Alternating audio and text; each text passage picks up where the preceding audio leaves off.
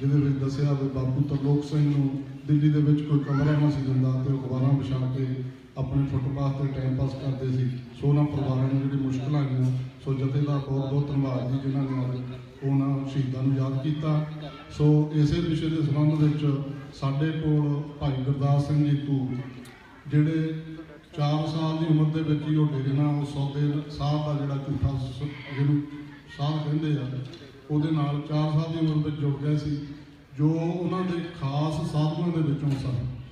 ਪਰ ਜਦੋਂ ਉਹਨਾਂ ਨੇ ਅੰਦਰੋਂ ਕਰਮ ਹੁੰਦੇ ਦੇਖੇ, ਜੋ ਬਾਹਰ ਆ ਕੇ ਉਹਨਾਂ ਨੇ ਲੋਕਾਂ ਨੂੰ ਦੱਸਿਆ, ਜਿਸ ਦੀ ਬਿਨਾਂ ਤੇ ਉਹ ਸੌਦਾ ਸਾਹਿਬ ਜਿਹੜਾ ਅੱਜ ਉਹ ਅੰਦਰ ਹੋਇਆ। ਸੋ ਅੱਜ ਗੁਰਦੁਆਰਾ ਸਰਕਲ ਸੁਸਾਇਟੀ ਦੇ ਵਿੱਚ ਆਏ ਆ।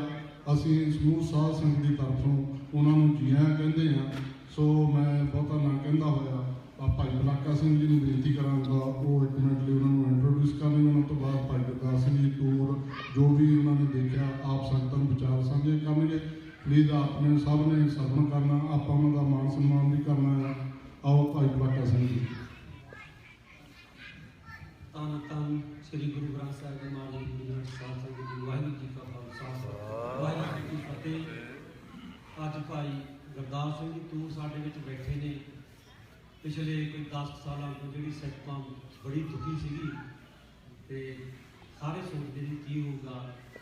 ਭਾਈ ਗੁਰਦਾਸ ਸਿੰਘ ਵਾਲੇ ਤੁਹਾਨੂੰ ਦੱਸਿਆ, ਇਹਨਾਂ ਦਾ ਸਾਰਾ ਜਿਹੜਾ ਪਰਿਵਾਰ ਸੀਗਾ ਉਹਨਾਂ ਨਾਲ ਜੁੜਿਆ ਹੋਇਆ ਸੀ ਪਹਿਲਾਂ, ਤੇ ਇਹਨਾਂ ਨੂੰ ਹਰ ਉਹਨਾਂ ਦੇ ਪਤਾ ਸੀ ਜੋ ਵੀ ਕਰਦੇ ਸੀ ਉਹਦੇ ਵਿੱਚ। ਪਰ ਉਹ ਜਦੋਂ ਕਿਰਪਾ ਹੁੰਦੀ ਆ, ਚਾਹੇ ਬੰਦਾ ਕਿਸੇ ਵੀ ਰੂਪ ਵਿੱਚ ਹੋਵੇ, ਜਦੋਂ ਦੇ ਗੁਰੂ ਦੀ ਬੇਅਦਬੀ ਹੋਣ ਲੱਗ ਜੇ ਫਿਰ ਇਹਨੂੰ ਸਹਾਰਦਾ। ਫਿਰ ਗੁਰੂ ਗ੍ਰੰਥ ਸਾਹਿਬ ਦੀ ਕਿਰਪਾ ਕਰਦੇ ਨੇ। ਇਹਨਾਂ ਨੇ ਜਦੋਂ ਉਹਨੇ ਗੁਰੂ ਦਾ ਸਵਾਗਤ ਜਾਇਆ ਗੁਰੂ ਸਾਹਿਬ, ਉਸ ਦਿਨ ਦੇ ਵਿੱਚ ਇਹਨਾਂ ਦੇ ਦਿਲ ਦੇ ਵਿੱਚ ਬਹੁਤ ਵੱਡਾ ਦੁੱਖ ਲੱਗਾ। ਉਸ ਦਿਨ ਤੋਂ ਇਹਨਾਂ ਨੇ ਹੀਆ ਕਰ ਲਿਆ ਵੀ ਇਸ ਨੂੰ ਜੇਲ੍ਹ ਵਿੱਚ ਪਹੁੰਚਾਵਾਂਗੇ। ਸੋ ਮਹਾਰਾਜ ਸਾਹਿਬ ਨੇ ਕਿਰਪਾ ਕੀਤੀ। ਜਦੋਂ ਬੰਦਾ ਸੋਚਦਾ, ਜਦੋਂ ਗੁਰੂ ਦੀ ਬੇਅਦਬੀ ਹੁੰਦੀ ਆ, ਚਾਹੇ ਕੋਈ ਸਰਕਾਰ ਕਰਦੀ ਆ, ਭਾਵੇਂ ਬੇਅੰਤ ਸਿੰਘ ਹੋਵੇ, ਸਤਵੰਤ ਸਿੰਘ ਹੋਵੇ, ਹਰਜਿੰਦਰ ਸਿੰਘ ਜੰਦਾ ਹੋਵੇ, ਸੁੱਖਾ ਹੋਵੇ, ਜਾਂ ਭਾਈ ਦਿਲਾਵਰ ਸਿੰਘ ਪੁਲਿਸ ਦੇ ਵਿੱਚ ਹੋਵੇ, ਜਦੋਂ ਉਹਨੂੰ ਵੀ ਪਤਾ ਵੀ ਸਾਡੀ ਕੰਮ ਕਰਦੀ ਆ, ਉਹੀ ਰੋਲ ਅੱਜ ਭਾਈ ਗੁਰਦਾਸ ਸਿੰਘ ਜੀ ਤੂਰ ਨੇ ਨਿਭਾਇਆ। ਔਰ 12 ਸਾਲ ਦੇ ਕੇਸ ਲੜ ਰਹੇ ਨੇ ਇਹ, ਤੇ ਉਹਨੂੰ ਜੇਲ੍ਹ ਦੇ ਵਿੱਚ ਆ। ਇਸ ਟਾਈਮ ਇਹ ਦਿਨ ਨਾਲ 10 ਲੱਖ ਰੁਪਇਆ ਰੱਖਿਆ ਵੀ ਇਹਨਾਂ ਦਾ ਸਿਰ ਵੱਢ ਕੇ ਜਾਓ। ਜਗ੍ਹਾ ਜਗ੍ਹਾ ਤੇ ਇਹਨਾਂ ਦੀ ਆ। ਪਰ ਸਾਡਾ ਸਿੱਖ ਕੌਮ ਦਾ ਬੰਦਾ ਸਾਰੇ ਵਰਲਡ ਦੇ ਵਿੱਚ ਇਹਨਾਂ ਦੀ ਰੱਖਿਆ ਲਈ ਅਸੀਂ ਹਰ ਤਰ੍ਹਾਂ ਦੇ ਪ੍ਰਬੰਧ ਕਰਾਏ। ਸਾਡੇ ਵਿੱਚ ਆਏ ਨੇ, ਜੀ ਆਇਆਂ ਇਹਨਾਂ ਨੂੰ, ਬਾਕੀ ਇਹ ਆਪ ਦੱਸਣਗੇ। ਸੋ ਖਾਲਸਾ ਜੀ, ਗਲਤੀਆਂ ਹੁੰਦੀਆਂ ਰਹਿੰਦੀਆਂ ਨੇ। ਜਦੋਂ ਕਿਰਪਾ ਹੁੰਦੀ ਆ, ਜਦੋਂ ਗੁਰੂ ਦਾ ਸਿੱਖ ਬਣ ਜਾਂਦਾ, ਉਹਦੇ ਮਨ ਦੇ ਵਿੱਚ ਆਉਂਦਾ, ਤਾਂ ਫਿਰ ਗੁਰੂ ਗ੍ਰੰਥ ਸਾਹਿਬ ਜੀ ਪਾਰ ਕਿਰਪਾ ਕਰਦੇ ਨੇ। ਫਿਰ ਉਹ ਚਾਹੇ ਬਾਬਾ ਬੰਦਾ ਸਿੰਘ ਬਹਾਦਰ ਦੇ ਵਿੱਚ ਆ ਜਾਵੇ, ਸੱਚਾਈ ਲਈ ਉਹ ਮੌਤ ਨੂੰ ਮਾਹੌਲ ਕਰਦੇ ਨੇ, ਉਹ ਮੌਤ ਨੂੰ ਮੁੱਠੀ 'ਚ ਬੰਨ੍ਹ ਲੈਂਦੇ ਨੇ। ਸਾਡਾ ਭਾਈ ਗੁਰਦਾਸ ਸਿੰਘ ਜੀ ਅੱਜ ਆਪ ਦੀ ਜਾਨ ਤਲੀ ਤੇ ਰੱਖੀ ਕਰਦਾ, ਪਰ ਇਹਨੇ ਪਰਵਾਹ ਨਹੀਂ ਕੀਤੀ। ਉਸ ਦੋਸਤ ਨੂੰ ਜੇਲ੍ਹਾਂ ਵਿੱਚ ਜੇਲ੍ਹ ਦੇ ਵਿੱਚ ਭੇਜਿਆ।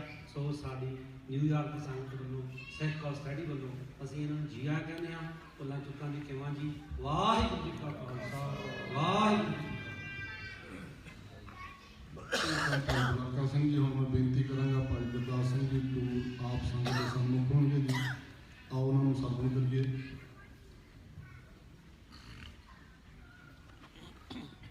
ਵਾਹਿਗੁਰੂ ਜੀ ਕਾ ਖਾਲਸਾ ਵਾਹਿਗੁਰੂ ਜੀ ਕੀ ਫਤਿਹ।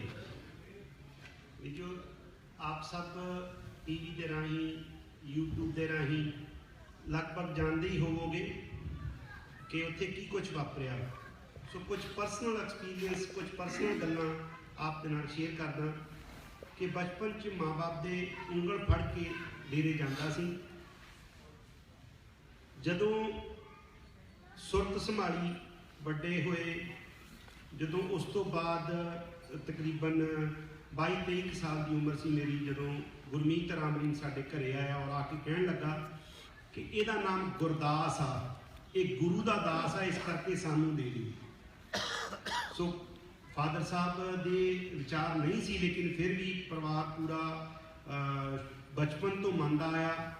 ਉਸ ਤੋਂ ਬਾਅਦ ਮੈਨੂੰ ਐਜ਼ ਏ ਸਾਧੂ 4 ਦਿਨਾਂ ਬਾਅਦ ਉੱਥੇ ਛੱਡ ਦਿੱਤਾ ਗਿਆ। ਸਾਧੂ ਉਹਨੂੰ ਕਹਿੰਦੇ ਆ ਕਿ ਜਿਹੜਾ ਬੰਦਾ ਘਰ-ਬਾਰ ਛੱਡ ਕੇ, ਸਾਰਾ ਕੁਝ ਛੱਡ ਕੇ ਉੱਥੋਂ ਡੇਰੇ ਦੀ ਸੇਵਾ 'ਚ ਲੱਗ ਜਾਂਦਾ, ਉਹਨੂੰ ਸਾਧੂ ਕਹਿੰਦੇ ਆ।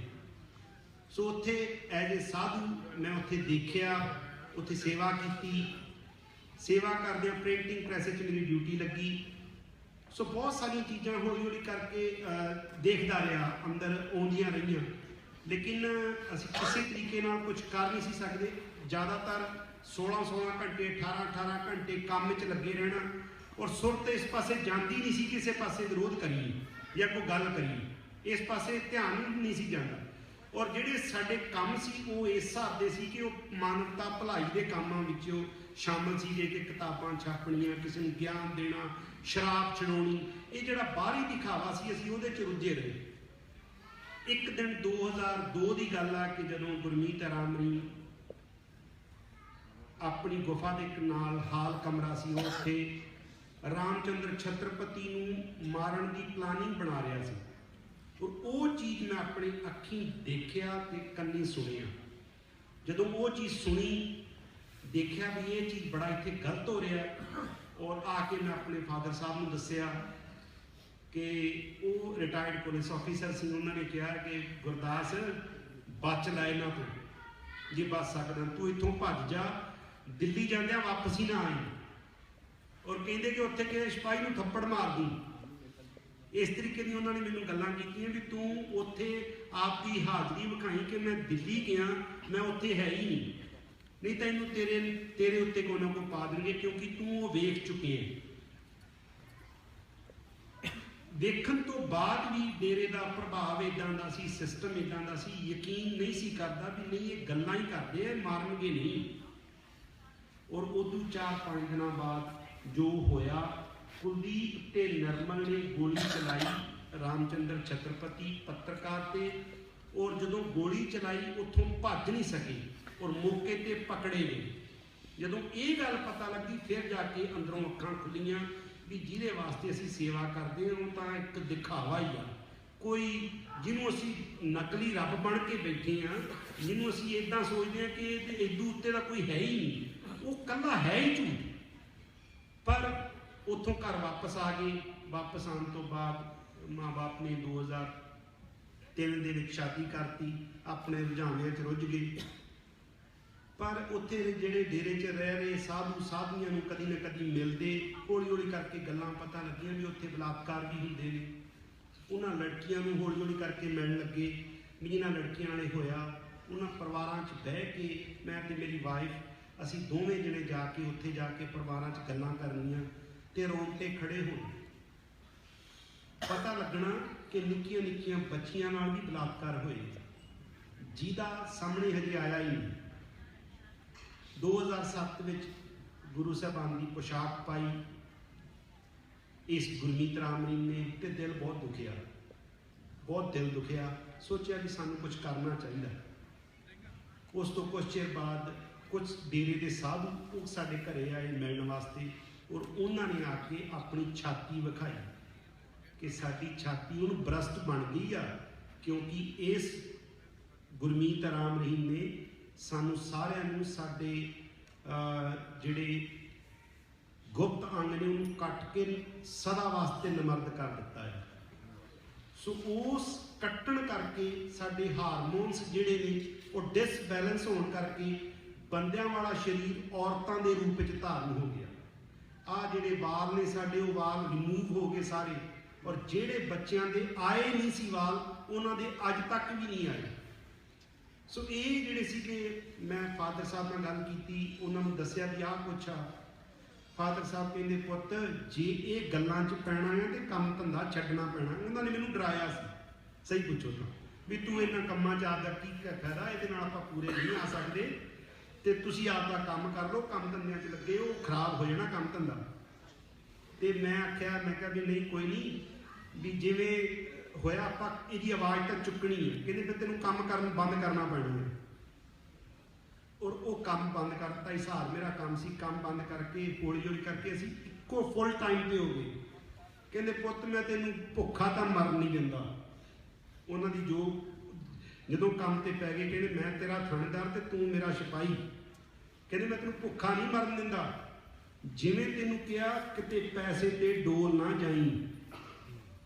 ਕਿਉਂ? ਇਹ ਕੰਮ ਸ਼ੁਰੂ ਕਰਨ ਤੋਂ ਪਹਿਲਾਂ ਉਹਨਾਂ ਨੇ ਮੇਰੇ ਸਿਰ ਤੇ ਪਰਨਾ ਦਿੱਤਾ, ਮੈਨੂੰ ਸੁਖਮਣੀ ਸਾਹਿਬ ਦਾ ਪਾਠ ਪੜਾਇਆ, ਔਰ ਕਹਿੰਦੇ ਕਿ ਵਿੱਚ ਪੜ੍ਹ ਸਾਹਿਬ ਦੀ ਪਰਿਭਾਸ਼ਾ ਕੀ ਆ।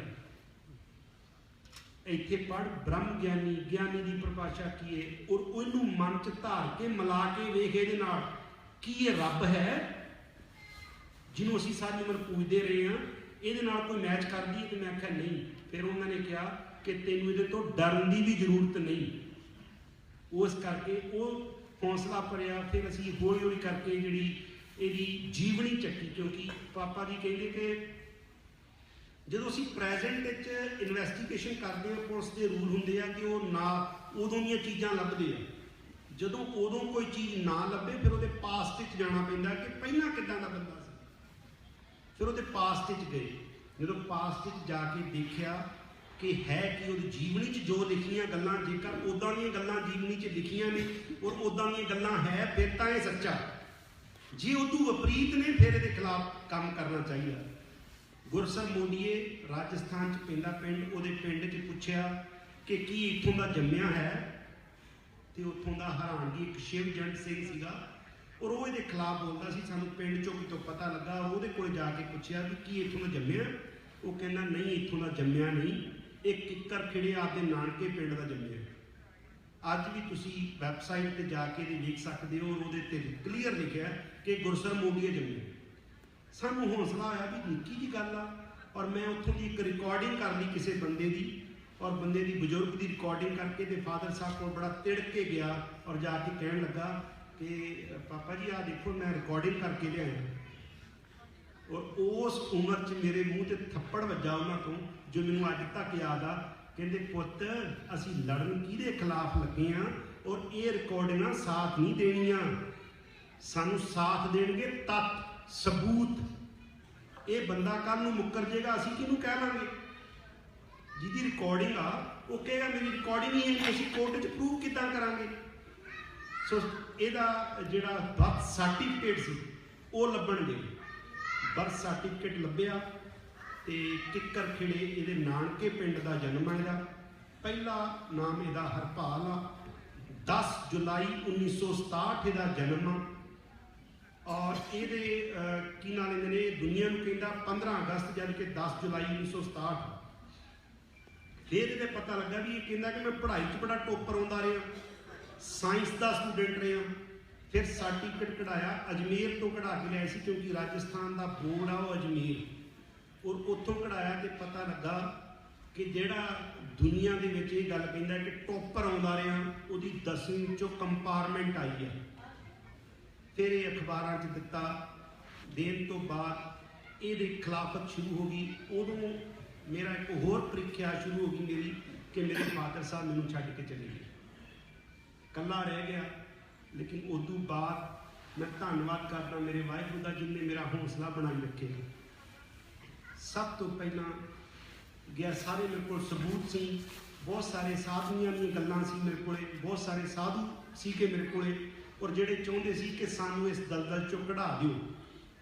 ਅਕਾਲ ਤਖਤ ਸਾਹਿਬ ਤੇ ਇੱਕ ਲੈਟਰ ਲੈ ਕੇ ਪੇਸ਼ ਹੋਇਆ ਔਰ ਉੱਥੇ ਜਾ ਕੇ ਮੈਂ ਮੰਗ ਕੀਤੀ ਕਿ ਗੁਰਮੀਤ ਰਾਮਰੀ ਆਪਣੇ ਕੋਲੇ ਬਿਠਾ ਕੇ ਛਮਿੰਦਰ ਸਿੰਘ ਰਾਗੀ ਕੋਲੋਂ ਊਲ ਜਲੂਲ ਬੁਲਵਾ ਰਿਹਾ ਔਰ ਉਹ ਕਹਿ ਰਿਹਾ ਕਿ ਇੱਥੇ ਜਿਹੜਾ ਛਮਿੰਦਰ ਸਿੰਘ ਆ, ਸੰਤ ਸਾਜਨ ਭਏ ਸਰਸੇ ਪੂਰੇ ਗੁਰਤੇ ਜਾਣੇ, ਔਰ ਇਹਦੀ ਵਿਆਖਿਆ ਗੁਰਮੀਤ ਰਾਮਰੀ ਨਾਲ ਕਰਾਉਂਦਾ ਆ। ਇਹਨੂੰ ਠੱਲ ਪਾਉਣੀ ਚਾਹੀਦੀ ਹੈ। ਹਰ ਦੀਆਂ ਕਥਾ ਕਹਾਣੀਆਂ ਗੁਰਮੀਤ ਸੁਣਾਈਆਂ, ਇਹਨੂੰ ਆਪਦੇ ਨਾਲ ਜੋੜ ਕੇ ਗੱਲ ਕਰਾਉਂਦਾ ਆ। ਇਸ ਤਰੀਕੇ ਨਾਲ ਜਿੱਥੇ ਜਿੱਥੇ ਵੀ ਮੀਤ ਆਉਂਦਾ ਲਿਖਿਆ, ਗੁਰਮੀਤ ਆਉਂਦਾ ਆਪਣੀ ਬਾਣੀ 'ਚ ਲਿਖਿਆ, ਔਰ ਉਹ ਇਹਦੇ ਨਾਲ ਜੋੜ ਕੇ ਇਹ ਗੱਲਾਂ ਕਰਦਾ। ਇਹਨੂੰ ਠੱਲ ਪਾਉਣੀ ਚਾਹੀਦੀ ਹੈ।